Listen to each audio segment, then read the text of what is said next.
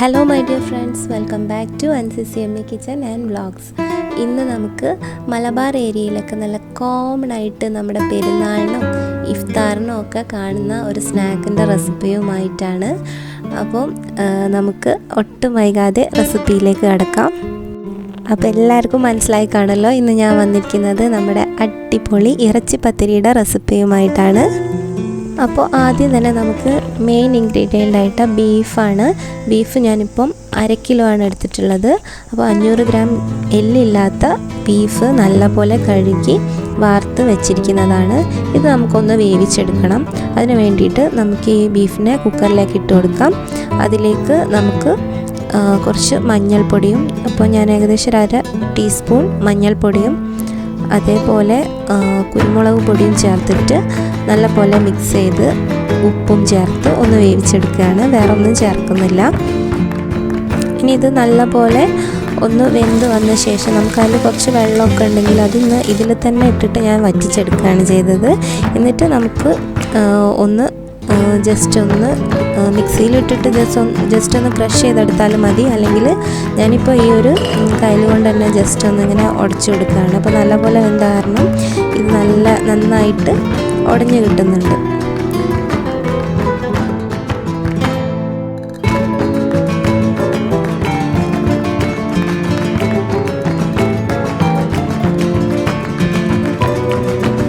ഇപ്പോൾ നമ്മുടെ ബീഫൊക്കെ സെറ്റായിട്ട് വന്നിട്ടുണ്ട്. അപ്പോൾ ഇനി ഇതിലേക്ക് നമുക്ക് ഇഞ്ചി, വെളുത്തുള്ളി, പച്ചമുളക് ഇതൊക്കെ നമ്മുടെ ആവശ്യത്തിന് എടുക്കുക. ഇതൊന്ന് ചതച്ചെടുത്ത് വെച്ചിട്ടുണ്ട്. ഇപ്പോൾ അതുപോലെ ഇതിലേക്കൊരു 4 കപ്പ് സവാളയാണ് ഞാൻ ചേർത്ത് കൊടുക്കുന്നത്. അതിന് പകരം നമ്മൾ അത്യാവശ്യം വലുപ്പത്തിലുള്ള 4 സവാളയാണ് ഈ ഒരു 1/2 കിലോ ബീഫിലേക്ക് എടുക്കേണ്ടത്. അപ്പോൾ ഇനി നമുക്ക് വെളിച്ചെണ്ണ ചൂടായ ശേഷം അതിലേക്ക് സവാള ഇട്ട് കൊടുക്കാം.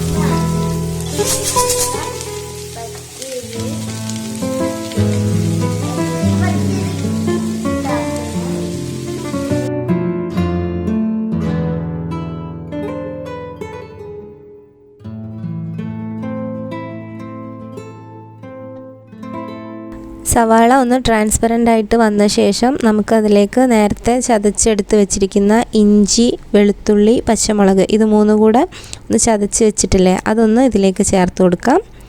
ഇനി നമ്മൾ ഇതിൻ്റെ പച്ചമണം മാറുന്നവരെ ഇതൊന്ന് വഴറ്റി കൊടുക്കണം.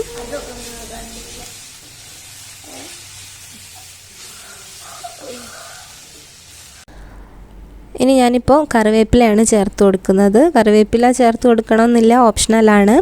എന്നാലും കറിവേപ്പില കുറച്ചുകൂടെ ഹെൽത്തി ആയതുകൊണ്ട് തന്നെ നാടൻ ഐറ്റംസിലൊക്കെ ഞാൻ കറിവേപ്പില ചേർത്ത് കൊടുക്കാറുണ്ട്. പിന്നെ നമ്മുടെ ചൈനീസ് അല്ലെ അറബിക് ഡിഷിലൊന്നും നമ്മൾ കയറി കറിവേപ്പില ഒന്നും ചേർത്ത് കൊടുക്കാതിരുന്നാൽ മതി. പിന്നെ ഇതിലേക്ക് ആവശ്യത്തിന് മഞ്ഞൾപ്പൊടിയും കുരുമുളക് പൊടിയും 1/2 ടീസ്പൂൺ വീതമാണ് ചേർത്ത് കൊടുക്കുന്നത്. കാരണം നമ്മൾ ബീഫ് വേവിച്ചപ്പം അത്യാവശ്യം മഞ്ഞൾപ്പൊടിയും കുരുമുളക് പൊടിയും ചേർത്തിട്ടുണ്ട്. പിന്നെ ഈ ബീഫ് ഇട്ട് കൊടുക്കുന്ന കൂട്ടത്തിൽ തന്നെ ഞാനിതിലേക്ക് ഗരം മസാല ചേർത്ത് കൊടുക്കുന്നുണ്ട്. ഒരു 3/4 ടീസ്പൂൺ ഗരം മസാലയാണ് ഞാൻ ഇതിലേക്ക് ചേർത്ത് കൊടുക്കുന്നത്. അപ്പോൾ അതൊക്കെ നമ്മുടെ ഫ്ലേവറിനനുസരിച്ചിട്ട് നമുക്ക് ചേർത്ത് കൊടുക്കാം. ഇനി അറ്റ് ലാസ്റ്റ് നമുക്ക് മല്ലിയില കൂടെ ചേർത്ത് കൊടുത്താൽ നമ്മുടെ മസാല റെഡി ആയിട്ടുണ്ട്. ഇനി നമുക്ക് മാവൊന്ന് കുഴച്ചെടുക്കണം. അതിന് വേണ്ടിയിട്ട് ഞാനിപ്പോൾ ഒരു 3 ഗ്ലാസ് ഗോതമ്പ് മാവും 3 ഗ്ലാസ് മൈദ മാവുമാണ് ചേർത്തിരിക്കുന്നത്. അപ്പോൾ അതിലേക്ക് പാകത്തിനുള്ള ഉപ്പും ചേർത്ത് കൊടുക്കുക. എന്നിട്ട് ഇളം ചൂടുള്ള വെള്ളത്തിലാണ് ഞാനിപ്പോൾ ഇത് കുഴച്ചെടുക്കുന്നത്. അപ്പോൾ ഇത് കുറച്ചധികം തന്നെ കുഴച്ചെടുത്താലും കുഴപ്പമില്ല. ഇപ്പോൾ ഈ ഒരു ഇതിന് ഏകദേശം പാകമാണ് ഈ മാവ്. അല്ലെങ്കിൽ നമുക്ക് കണ്ണ് വെച്ച പത്തിരി, പൂരി ഇതിനൊക്കെ ഈ മാവ് യൂസ് ചെയ്യുകയും ചെയ്യാം. അപ്പോൾ നമുക്ക് എത്രയാണോ വേണ്ടത് ആ ഒരു ക്വാണ്ടിറ്റിക്ക് അനുസരിച്ചിട്ട് നമുക്ക് ഈ ഒരു മാവ് കുഴച്ചെടുക്കാം. നല്ല പോലെ ഒന്ന് കുഴച്ചെടുക്കണം.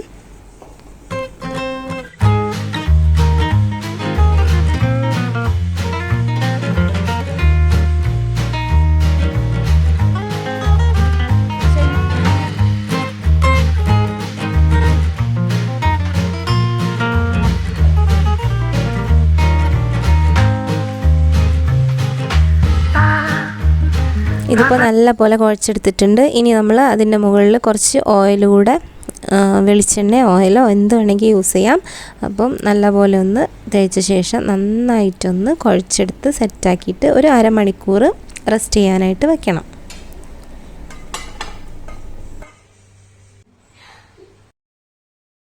ഇപ്പം നമ്മുടെ മാവൊക്കെ ഒന്ന് സെറ്റായിട്ട് വന്നിട്ടുണ്ട്. ഇനി നമുക്ക് കുഞ്ഞു കുഞ്ഞു ബോൾസ് ആക്കിയിട്ട് ഒരു പൂരിയുടെ വലുപ്പത്തിൽ നമുക്ക് ബോൾസ് ആക്കി എടുത്തിട്ട് എല്ലാം ഒന്ന് പരത്തിയെടുക്കണം. ഞാനിപ്പോൾ ഒരു ലെമൺ സൈസിലാണ് ഓരോ ബോൾസും റെഡിയാക്കി എടുക്കുന്നത്. അല്ലെങ്കിൽ നമുക്ക് വലിയ ചപ്പാത്തി പരത്തിയിട്ട് അതിൽ നിന്ന് നമ്മൾ എന്തെങ്കിലും യൂസ് ചെയ്തിട്ട് കട്ട് ചെയ്തെടുത്താലും മതി.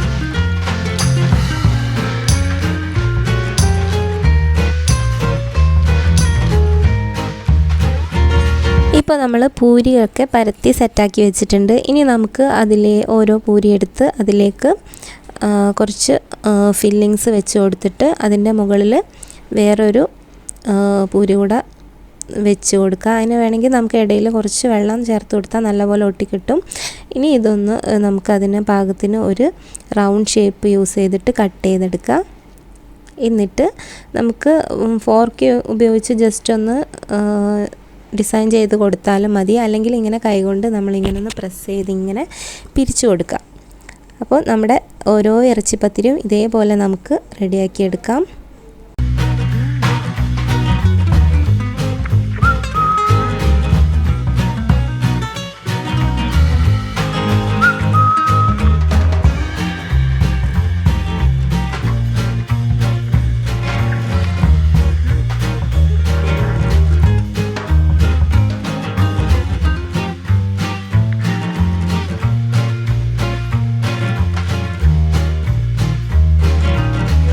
ഇപ്പോൾ നമ്മുടെ ഇറച്ചി പത്തിരിയൊക്കെ ഏകദേശം റെഡിയാക്കി വെച്ചിട്ടുണ്ട്.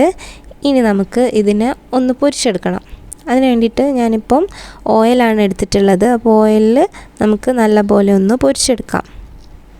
ഒരു ഗോൾഡൻ ബ്രൗൺ കളറായി വരുന്നവരെ തിരിച്ചു മറിച്ചിട്ട് കൊടുത്തിട്ട് നമുക്കൊന്ന് പൊരിച്ചെടുക്കാം.